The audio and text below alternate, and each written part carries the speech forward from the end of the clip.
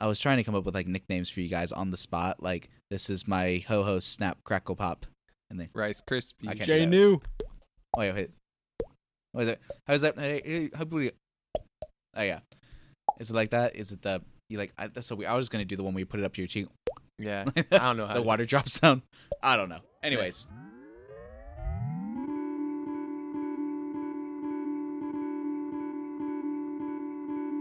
This is the Simply Love Jesus podcast, where we explore life and faith through the lens of one question, which is what does it mean to simply love Jesus? Welcome to another episode where, I think today we're going to be talking about moolah, with dinero, money. Swimming in the money. So if you've been shoving the money, and so we've been talking about a bunch of different topics regarding life or faith, and we're just kind of exploring that through the lens of the idea of simply loving Jesus and exploring that through that question of what does it mean to simply love Jesus, and how does this question shape my understanding about this topic that we're discussing. And so we've covered several topics, and if you follow us on Instagram at SOJ Ministries, we would just love to know how you've been enjoying these episodes. What are some things you may want us to cover in the future? Anything like that. If you listen via Apple, like the podcast app, we would just be so honored if you would give us a just great give us an honest review. I was gonna say give us a great review. I mean, I'd like a great review, but you don't need honesty is the best policy. That's right, honesty is the best policy. That's good. Anyways, how's y'all's week? Anything cool happen? It just rained here a bunch. It's rained a bunch. Just a bunch of rain. Micah, anything cool happen? Dude, I don't know. Just been pretty good so far. Just kind of, just going, man. How about you, Caleb? That's awesome. The only thing that's really cool this week was I went to Wendy's, and there's this guy that always works there, and so every time I see him, we have like spiritual conversations within the first 3 minutes, like that 3-minute window that I'm at the window getting my Wendy's food. And so, but when I went to Wendy's this time, I ordered my food as Goofy, so that was fun. Oh, nice. And it was great, man. I can see that. Really was this down. for TikTok? Oh, it was awesome because you pull up and he's like, "Welcome to Wendy's. Can I take your order?" And I pull up and I was just like, "Howdy, everybody! Oh, this is your pal Goofy. Can I get a quarter pounder with gosh? Can I get a chicken sandwich? Yeah, a chicken sandwich with some cheese fries and one of them Coke things, gosh." And so, did the whole order like that, and it was glorious. So That's hilarious. Wait, did he like recognize it right away? yeah, because the last time I was there, I did Mickey Mouse. Okay. So that one. So I'm like, I think next time I want to like master it and then do like Donald Duck, and that Donald Duck's really hard to do. I can't do Donald. I can just do like his angry sound, the like when he's like really angry. No one can do but that. Like talking like him is really difficult. Yeah. Well, there's a lot of people who can do it, and it's just it's difficult. It takes a lot of practice because you have to like pronounce through like the air pockets in your mouth. So it's like, and it's like you have to like learn to like pronounce all the letters, and I don't know. There's that one, and I think I'm working on Winnie the Pooh, so I can go up to the microphone or whatever. I'm like, "Oh bother!" Like, someone will ask for my food. "Oh bother! I've got a rumble in my tumbly," and just like something like, I don't know, do the whole order like that, and excuse me, like the whole Winnie the Pooh thing. That'd be good. So that was my eventful event this week. That was what I did, and then yeah, that was it. That's all I got going on really. Nice. Yeah. I don't even, oh, hey, speaking of which, Micah, since you're here with us, did you get me that graders yet? I still have not. It's been busy. Actually, I'm gonna try to this weekend. Now that you say it, I'll try my absolute hardest. Gotta go do it. Dude, I tell you, the moment you buy me some Grater's ice cream, I'm grabbing Griffin, throwing him in the car, and we're gonna go visit. Oh, bet. Okay.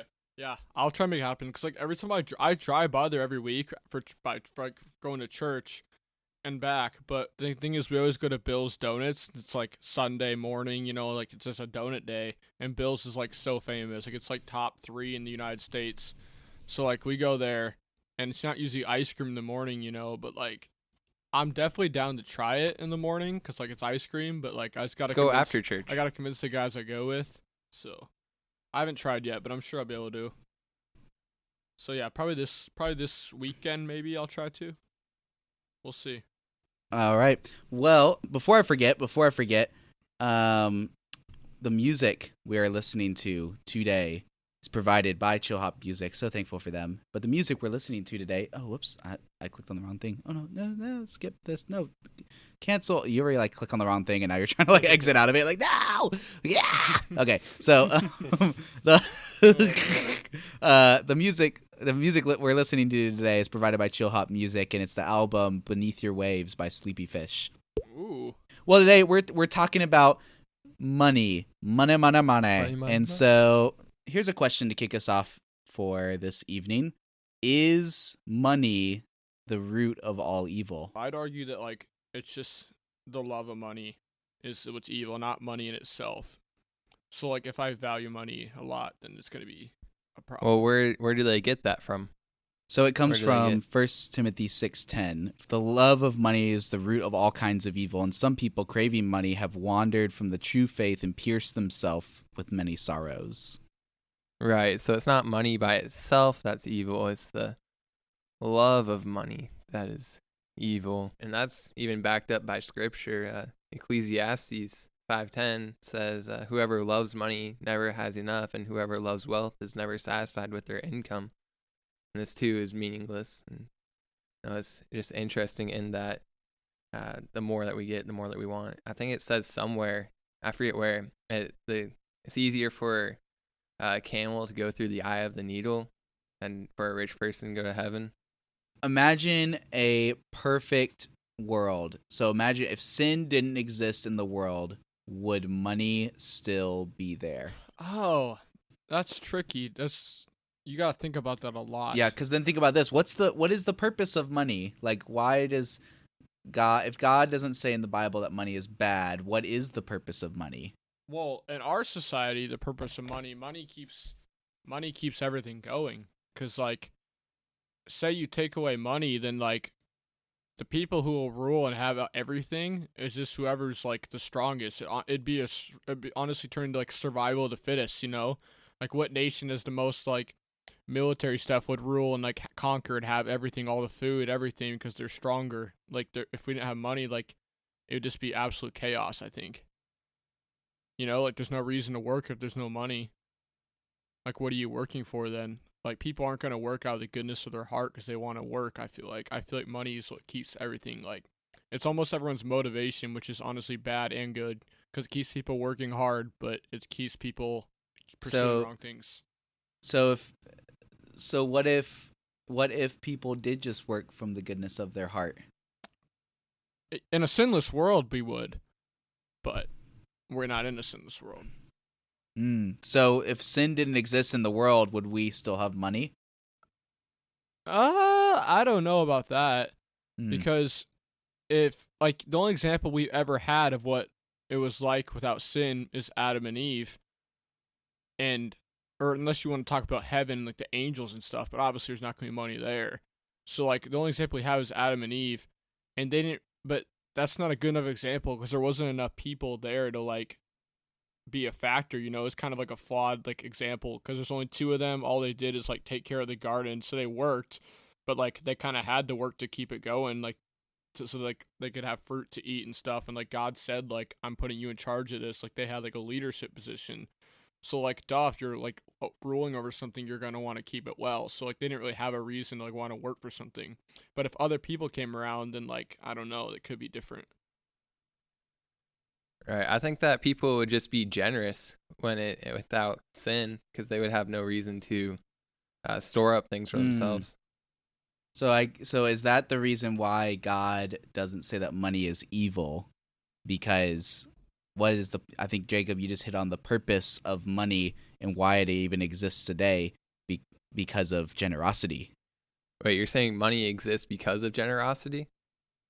I think money exists in the Christian as a Christian. I think money exists simply so that Christians will be generous with it. Like it's not pronounced evil by God because of the potential of what Christians can do with that money and helping those who need it, who need food and shelter. Gotcha.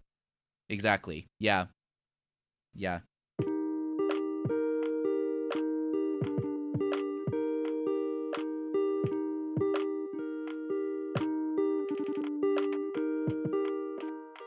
Ironically, it's almost like life, isn't it? It's almost like life. It's Jesus said, those who would find their life must first what?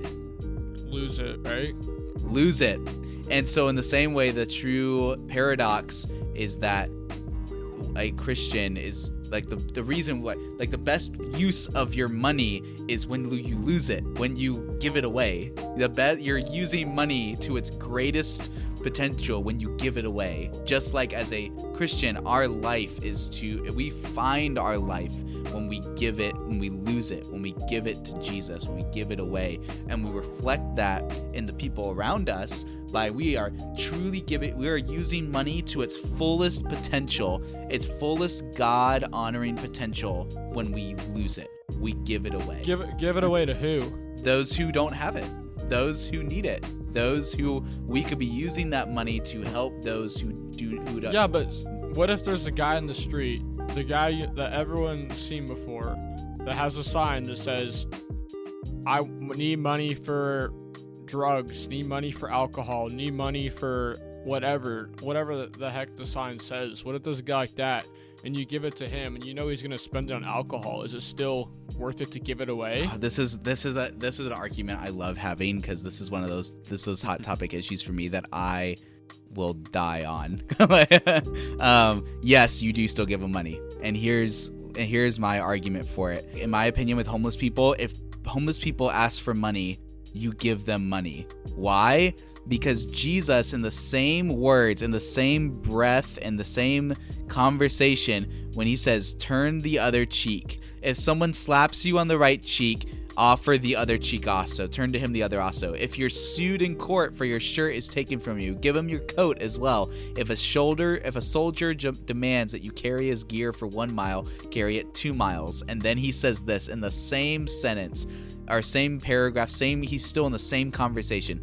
Give to those who ask, and do not turn away from those who would borrow from you. Don't refuse the one who will borrow from you, and always give to the one who asks.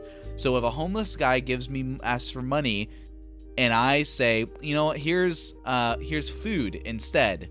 That's like when Jesus also said, good fathers, if your son asks for fish, would you give him a snake? No, the guy wants money. Give him money.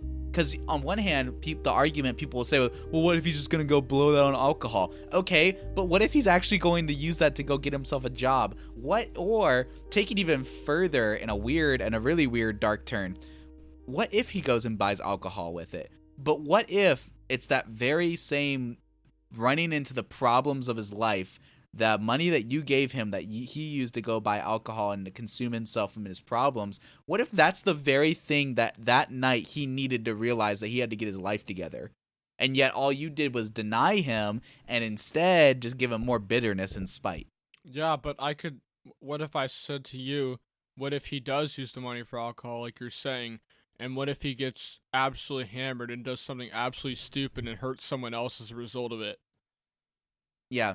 Well, and that's another valid argument you could also give. But when I look at the script words of Jesus doesn't call me to decide who does deserve and who does not deserve my generosity. Jesus asks me to be obedient. He didn't say, hey, if someone forces you to go 1 mile, give him running shoes so he can walk the next one. He just said, no, carry it. So here's what I would do. Here's what I do. If you're going to give someone food, buy them food and give them money. Don't just refuse them what they're asking for. But that's like the hill that I'm willing to die on, because I just don't think it's obedient to what God asks of us when we just say, you know what, I'm not going to give them money, I'm going to give them food instead. Because come on, you seriously think back in Jesus's day they weren't still doing the same thing?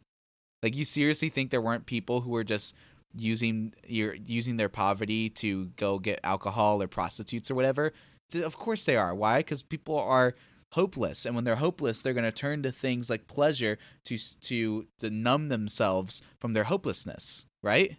Oh, I agree with you. I'm not saying you're wrong at all. I do agree with that. But I mean, I'd also say, like, I feel like it'd be better to give it to, like, a Christian organization where you know they're doing, like, good things, like, in, like, foreign countries and stuff, like, where people don't know. Like, give it to, like, a missionary group or something where you know they're going to be doing something with it, as opposed to the dude that it has had the opportunity to hear Christ before, I'm sure, at some point in his life, or, and, like, just wants alcohol. Like, yeah, like, you make a good point, like, Jesus would, but, like, wouldn't it almost be better, like, for someone that's, say, like, middle class, doesn't have a ton of money to just give away, like, that has a family, but, like, wants to donate some, or give some away, wouldn't it be better to give it to an organization like that, where you know where it's going, as opposed to taking a risk with someone like that? Yeah, well, the hard temptation even there, here's a hard temptation. While I would support, giving to an organization, the temptation is now you've taken the responsibility of caring for other people and give it to an organization. Whereas God called us as the believers to be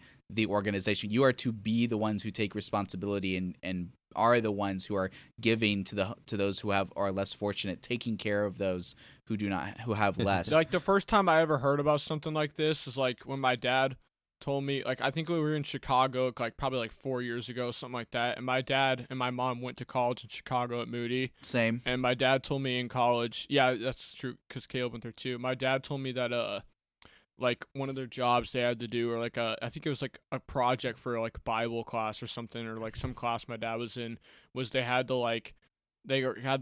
buy like a meal for a homeless person, but they weren't allowed to, like, just give them money and, like, walk away, or, like, like, they had to, like, it could be any homeless person, but they had to, like, take them, like, buy them food and stuff. And my dad's telling me about this example of this guy where he took him to, like, McDonald's or something, and the guy was, like, complaining that he was taking him there instead of, like, giving him just the money, because, like, my dad said you could tell he just wanted, like, cigarettes, I think is what it was.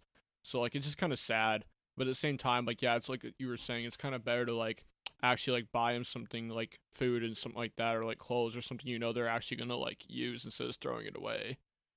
That's better, in my opinion. At least I'd say it's better to do that. But yeah, I don't know. It's a tough call. If you like, you compare it to, like, say it was a gambling addict that was out on the streets, and you give them money, and they're gonna go and lose it. So, like, I don't know.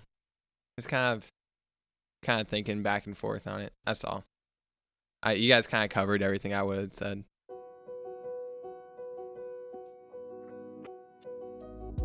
Is saving up money bad? Yeah, that goes into it. Kind of goes into if our purpose, if God is one of the most practical things that God has commanded us to do is to be generous with our money, be generous with what we have. Should we be saving up money? But Caleb, I'm a sophomore in high school, and I want to go to college. Can I save up money for college?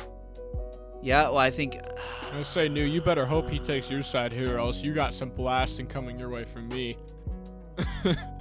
I would say yes, because your God has called you also to be a good, even though God has called us to be generous with our money, God has also called us to be good stewards of our money as well. So to be good stewards and managers of our property. And I would say saving money, I think, is a good way of stewarding and managing your money. There's the tension of I have to be generous, but I also need to be a good manager. And there's that tension because there's the temptation to not give, because you think, well, if I give, then I'm not being a good manager. But if you're just hoarding your money, then you're not giving. There's that tension that we're supposed to live in, I would say. Right. So it's all about finding the balance. Yeah. I think it's got to cost you. Generosity should cost you something, Right. But what if, say I'm in college and my college is pretty expensive, but I know it's where God wants me, but I know if I stay here, which I am, I'll graduate with a good amount of debt. Do I still, am I still generous with my money, or should I be saving all of it? Because I'm going to need to save as much as I can. But here's the other question. Why would you graduate with debt? Huh? You said you graduate with debt, right? Yeah. Because college is expensive. And yeah, why would you graduate with debt? Why not find other ways to graduate without debt? Well, what other ways? Like, I mean, there's always ways to do it. There's there's not loans, there's scholarships, there's grants, there's. Well, yeah, but like, they're still gonna graduate. Someone doesn't have. Here's a misconception. Nobody has to walk away from college with debt. You don't have to. You could take longer to finish college. Yeah, but then like you're going to community college. But like the point is, like, every kid in America graduates with debt. So like, especially someone like me and New, we're like, we have scholarships, and yeah, like our family's helping us out a little bit and stuff. But like, you're still gonna have it. So like, should you still be generous with it, like super generous, or should you save because like you want to be able to like, not just like, not ever have anything and not be able to like provide for your family someday and stuff, Like, that's kind of a tough question. Or like, even with like tithing, like that's what I always thought about. Cause like, I've never been a great tither, and I admit to that, cause like, I just never really thought about it, and like, my parents talked to me about usually everything like Christianity wise, but like, I don't know, tithing just never really came up. Like, I know my parents do, but like, it never really came up like whether I should be doing it. And Jacob throughout high school always did. And so I was just kind of thought about that, like, should you be tithing at all ages, or like, should you be like giving to church even if you don't have a job while you're in college, or like, like that's kind of a hard question too that I didn't really have an answer for when I thought about it. I don't think it can ever hurt to be too generous. So I think the Lord will always provide. I mean, you look at like, even He cares for the sparrows, and so like, why wouldn't He care for us? Like, says that. Yeah, and He also says that God will provide for our needs. Why should we worry about anything? Right. Yeah, but like at the same time, like, it's kind of hard to like just think like, oh yeah, God's just gonna randomly give me, like 20 grand to pay off all my debt that I'm gonna have and all this stuff, if I'm generous. I just don't I believe that God will provide, but like it's kind of hard to like reasonably like think like that, Like, it's kind of something hard to wrap our minds around. But yeah, no, I agree. It is hard. It is hard, and yet we're called to live in that tension.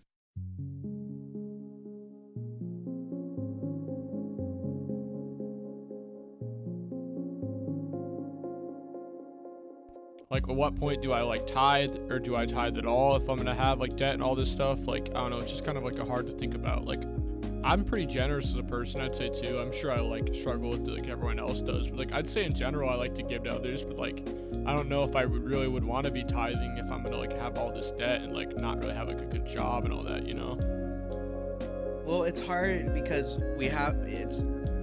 there's a lot of pressures and things that we buckle under when we don't have to. You don't have to graduate college in 4 years. You could take longer and take less classes. There's other things you can do, and there's no one right way as long as you're getting your degree. Even then, you don't even necessarily need a degree to, you gotta think about these things beforehand and ask yourself the question: what is going to best glorify the mission that I'm standing for? And maybe that is graduating with debt, and then once you get out of college, you get a good job and work to pay that off. It very well could be. And while also giving generously with what you receive, because it's all God's money. Everything we own is truly God's. I agree with that, dude. But to be honest, like, I think we can all admit that that's easier said than done. It's 100%. Oh, for sure. 100%. But who's gonna be the person who finally does the harder right way? But like, say like, what if they get like? I'm not saying I think God would do this, but what if the person kind of gets screwed because of that, and they like, I don't know if like what if I don't know. I'm not saying God would ever do this, but what if God kind of lets them in the dry the whole life, where it's like they never have any money and they're kind of like can't ever have a family because they don't have enough money to provide and stuff like that. I'm not saying God would do that, but like that's just kind of what comes to mind. Like, the what if. Which maybe that's the wrong question to be asking. I'm not sure, but I'm not an expert on this at all. It's like how God says He takes care of the sparrows, so why should we worry? But then we also see sparrows that get hit by cars. I see where you're coming from, 100%. So, one more question to ask then is, in Yeah. light of the topic of money and generosity, what does it mean to simply love Jesus? And how does simply loving Jesus change my perspective on my generosity? Well, I mean, if I didn't know Jesus and I wasn't a Christian, I would definitely be very greedy. Because, I mean, why not? If this is the only life we live, like after Earth, we're done. I think we go to hell or whatever. Like, I don't really know where I go. Whatever. I haven't thought about it. No matter what religion I am, like, Right. if I wasn't a Christian, I would probably just be really greedy. Because why not have everything I can have on this earth while I'm here? Like, what's the point? If there's no Jesus, then what's the point in not being greedy and just trying to have it all? Right. If there was no Jesus, I'd want my last check to bounce. Okay. So let's think about this. So the purpose of asking the question is to do what? Realize that Jesus simply loved us. Okay. And then by realizing that, what should I begin to then desire? The more that I reflect on that. To simply love him back. Yeah, which should lead me to what? To want to get to know Jesus more. Yeah, to know who he is as a person. And then the more that I seek him and know who he is, what then should also change about me? The way that you see others. And yeah, so the closer I am to God, the greater my love for people will be. Your heart. Yeah. Your heart in general Yep. should change. Yeah, and so the closer I am to God, the greater my love for people should be. Why? Because God loves people. And if I love God and I start beginning to love what he loves, I'll love who he loves, and he loves everyone. And so in the midst of that, if I'm sincerely loving people, when I see the brokenness of others and their hopelessness, when I see that they're struggling, when I see someone who is struggling to survive as a human being, what should happen in my heart? Should I look at them with, oh, that guy needs to get a job? Or should I be burdened and say, oh my gosh, this person is suffering. My heart weighs for this person. I need to help them. You think about your closest friends, you think about your family members, and they're in need. They need some extra like it's like me whenever I'm penny pinching it at the end of the month with my paychecks because of finances, and then I'm just in need of gas money. So I call my dad and I say, "Can you send me $100 in my bank account so I can at least pay for gas this week?" Like, of course he's going to. Why? Because I'm his son and he wants to help me if I'm struggling. And in the same way, if my friends are struggling, if they're having a hard time, what am I going to do? I sent one of my friends, he was having a really hard time. So what did I do? I sent him $40 so that he could buy himself some groceries. Why? Because the burden in my heart is to see that his needs are fulfilled, that he is surviving, to know that someone else cares about him. And in the same way, that is what we should be doing, and our heart should be burdened for not just our people that we care about, but that all people we should be caring about that way. Why? Because when we love God, when we are closer to him, we should have a greater love for the people around us. And if you're not burdened for the people around you, do you truly love them? Yeah, that's true. That's hard, though, for someone like Jacob and I and Griffin to understand, because, like, I don't think either of us, like, any of us three have experienced that, because, like, none of us are really at the adult life yet. Oh, so what about saving up money? Is it bad to, like, have a bunch of money when you die and give it to your family? Is that bad? I don't think so. I don't think so. Because you look at all the examples in, like, Genesis, it's all about the inheritance, right? Or the inheritance, right? Yeah. Yeah. That's kind of what I was thinking too. I just want to Yep. Any others? bounce it off you. Trying to think. Like, Let's see, what did I have? I would say, like, one question I have is just, like, kind of like how you spend your money. Like, is it wrong to spend your money on certain things? Like, say, like, as long as you're, like, tithing, like, 10%, like, what, like, like the Bible, like, recommends and stuff. Like, if you're doing that and you have, like, extra leftover money, doesn't matter, like, what you spend it on. Or is that, like, an entirely you thing? Like, God, like, you can't be sinful as long as you're not, like, spending on, like, bad things. Yeah, I was gonna say you don't want to be spending it on bad things like illegal things or or non-God honoring things. But say I'm not doing that, and I'm just like, in general, like just kind of spending money, like here and there. I don't know, just buying like possessions and stuff. Like, is that like wrong? Since it is like my own hard-earned money. Like, is that something that's okay, or would that be like something that like is not right? You know what I mean? I don't think it's wrong. I think it's make what's number one. I think God naturally expects us to want to enjoy the pleasures of life. You know, this is what I kind of hate about part of our American church culture, because we have a lot of people who are so polarized against quote unquote prosperity gospel that in the midst of that we actually end up without realizing it, ignoring and skipping over the parts of the Bible that speak a lot about prosperity. Yeah. Like there's a lot of scriptures that talk about prosperity, and it's and so because of that, like, God expects us to enjoy the pleasures of life, and there's so many scriptures that speak into that. But it's important to understand that we allow our number one priority to be serving others so that we can feel free to enjoy the pleasures of life when we know our heart is completely transformed by Christ and a first fruit desire to be generous towards others. Yeah, that's a good answer.